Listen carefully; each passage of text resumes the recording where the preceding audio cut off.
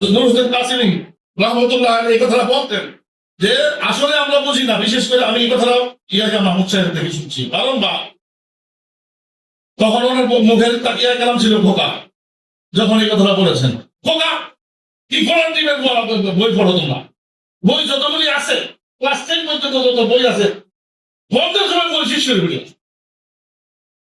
তার মানে আমি আমার এখানে তো কি সীমাবদ্ধতার কারণে লাগতে পারতেছি না, ক্লাস 10 পর্যন্ত বইগুলো বন্ধের মধ্যে বই শেষ করে দিবা। জাহিদ তালেবেলেন দেখলে এই কথা বলতেন, যেটা জাহিদ না ভাই হাতে এটার বোঝাই দিতে পারে না।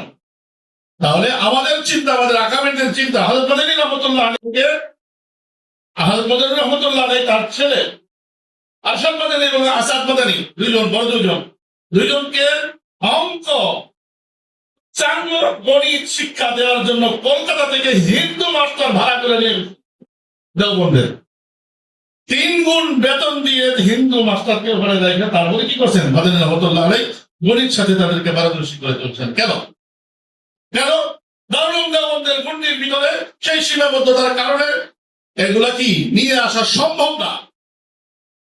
তাহলে আপনি এইটাকে সংস্কার না করে বরঞ্চ নিজে আরো সুন্দর করে এদিকে কিভাবে গড়ে তুলতে পারবেন ওস্তাদদের পরামর্শ নেন, বিভাগের পরামর্শ নেন, আরো যে চাকরি পরামর্শ নিয়ে নিজেকে গড়ার জন্য সব দিকে হাত পা মারেন, আমরা আপনাদের সহযোগিতা করবো।